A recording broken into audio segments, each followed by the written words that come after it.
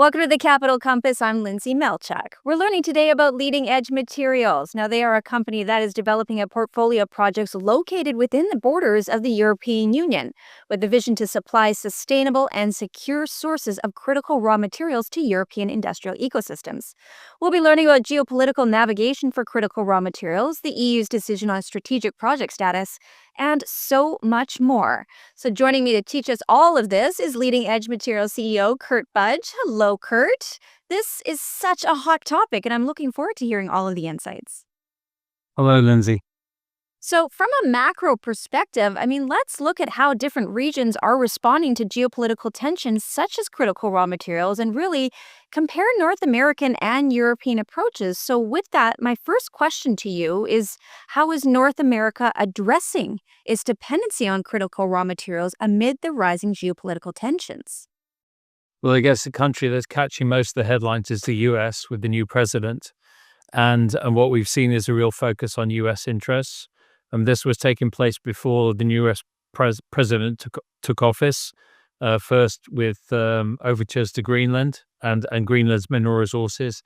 And then more recently, reaching out to Ukraine's resources, specifically rare earth elements. And we, within Leading Edge, we have the Norra Kärr heavy rare earth element project. So, it's there's a definite self-interest when it comes to the US, and I think that's a stark difference with Europe, which is much more a collaborative region looking for everybody's interests.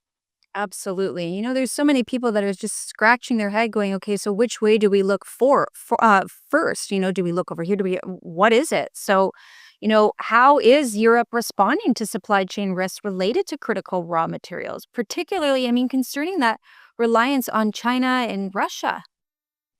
So Europe has been discussing critical raw materials for many, many years. I think the conversation, especially when it comes to rare earths, has been, Norra Kärr, specifically our project, has been in the conversation for a decade. And what we saw last year is policy development. So you had the Critical Raw Materials Act. And then there's a lot of companies waiting for the first round of strategic projects to be awarded that status. And really, that's going to be a catalyst for project development of primary raw material producers, mines, and what have you. So Europe is very focused on establishing regional supply chains, not necessarily all the supply chain on the continent, but definitely as much capability within the European borders as possible.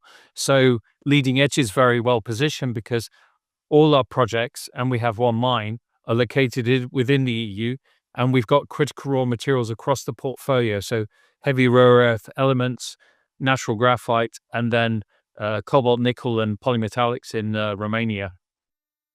So what impact is North America and European policies on domestic production of critical materials have on global trade dynamics then?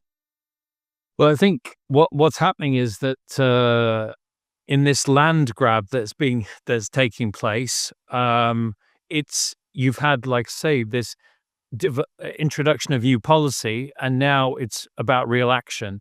And the real action will happen when this first round of strategic projects gets awarded, which should be by the end of next month. And we've applied for Norra Kärr, our heavy rare earth element project, to get that status.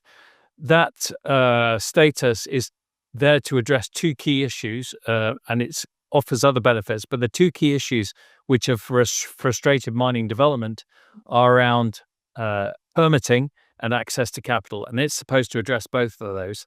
So, we in Europe are looking, it's a bit strange because I'm a British CEO talking about Europe, but feel very European. It's about establishing as much of the supply chain on the continent. And even in that context, China will remain a very strong partner to Europe. So it's not a case of, turning off Chinese supply and the trade relationship with China, but it's, doing something that's healthy, which is creating some diversification of where we procure our raw materials from. Well, this could potentially be a game changer. You mentioned about the strategic product status for your project there. And again, game changer for sure. So what are the key components and timeline of Leading Edge Materials' rapid development plan then? Yeah, so we put out that announcement a week and a half ago, or almost 2 weeks ago now, about a rapid development plan. And really, we're trying to change the mindset because we know that projects can develop much more quickly in other jurisdictions around the world. And really, we have to change our mindset within Europe about how do we make things happen to do the same. And and say the strategic project status is one way, because that's, as I touched on, is going to address these obstacles in the past, which have been around permitting and access to capital. That's going to be a real shift.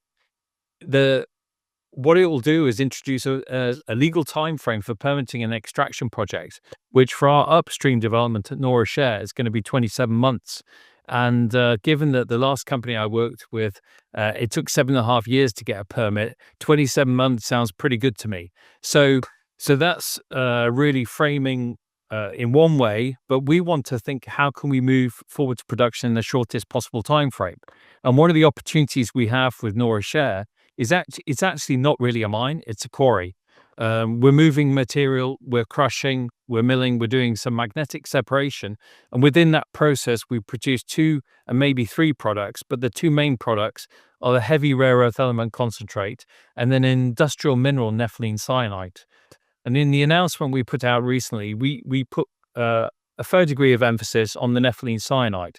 And the reason we did that is because in our preliminary economic assessment back in 2021, we actually took really conservative pricing around the nepheline cyanide. We had 3 product streams. We said it would probably sell at anywhere between $12 and $65 a ton. Actually, the prices around that time were anywhere from $100 to $500 a ton. So, yeah, we really underplayed the significance, the economics of the project that nepheline cyanide could make. And given that we're going to produce roughly 730,000 tons a year over a 25-year plus period, now's the time within the context of our quarry to really focus on this market and see what contribution it can make to the overall project. Well, this is one of the world's most significant heavy rare earth deposits with an unusual enrichment of the heavy magnet critical elements. So that will be an interesting outcome right there. And let's talk about the company's Woxna Graphite then. What strategic options is Leading Edge Materials considering to enhance the value of that project in Sweden? Yeah, it's interesting. Benchmark Intelligence put out a piece at the end of January, which said there's going to be 140% plus growth in the demand for natural graphite by 2030. And based on an average mine, that could be another 31 mines globally. Now, in that context, you're thinking, well, we have a mine, we have 1 million tons contained natural graphite in the ground, and we have a processing plant. Now, Woxna will require some investment to upgrade the plant and produce a product that the market wants. But when Benchmark Intelligence shone a spotlight on Ukraine, there were 2 key mineralizations that they showed. One was rare earth elements and one was natural graphite. And we have both of those in the company.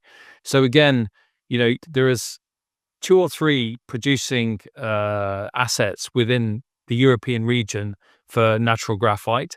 Again, China has been dominant in this space. Europe wants to diversify, create some onshoring of regional capability. So within that overall setting, Woxna's future looks much brighter than it has done for a long time. And, it's not just about actually having the mine back in production, but the paramount issue is security of supply. We say it over and over again. But with the geopolitics, the impact on global trades, how that is all going to fall out, nobody really knows. So it's about locking in the security of supply. And in that context, we see the opportunities to forward integrate and move downstream, and partner up with the next player downstream who wants to have that security. So, Kurt, what about the company's recent preliminary economic assessment influence the future development plans for Woxna Graphite project? Let's talk about that. Well, it wasn't a PEA, but what we did say in the announcement this week was that we had a restart plan that was developed in 2022. And what we're doing now is we are updating that plan. Basically, we're putting it, as I would describe, a fresh coat of paint on Woxna, because it does have a long history. And the market needs to be made aware that we've got 1 million tons of contained graphite in the ground.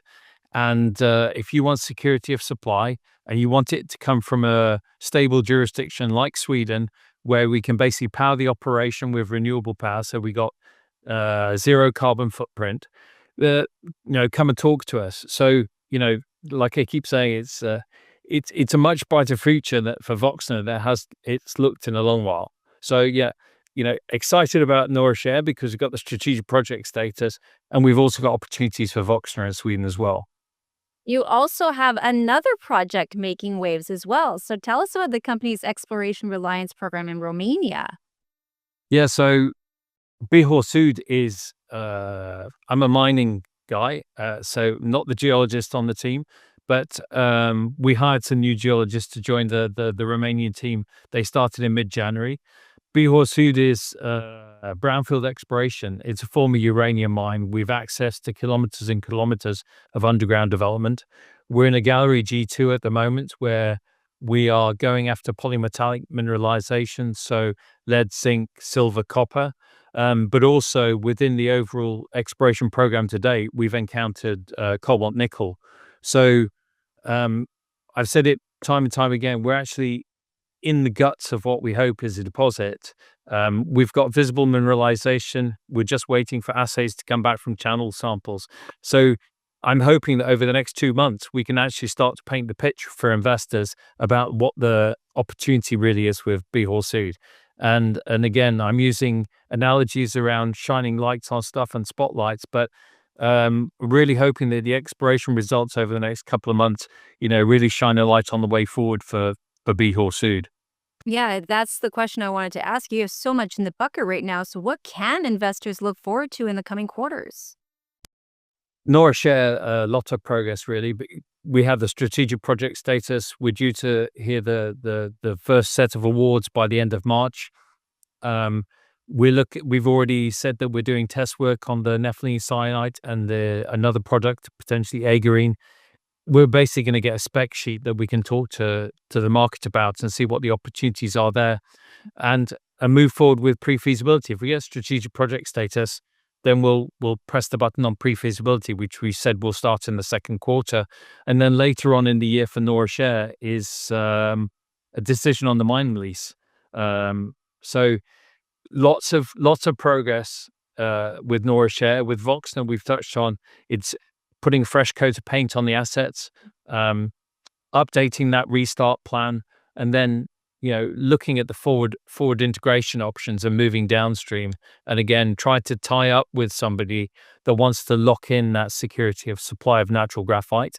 And then with Bihor Sud, it's nothing more than exploration success. I've said in recent updates about Romania that we're looking to put both scale and grade on what the picture that we're trying to show to the investors, and something that we can mine. So yeah, it's plenty to keep my hands full. It's definitely a full plate, and we will be keeping an eye out for more developments in the coming months. So thank you again for joining me. Thanks very much, Lindsay. Again, that was Budge, CEO of Leading Edge Materials. You can find them on the venture under the ticker symbol LEM, and their website is leadingedgematerial.com for more information. I'm Lindsay Melchek. Thank you for watching.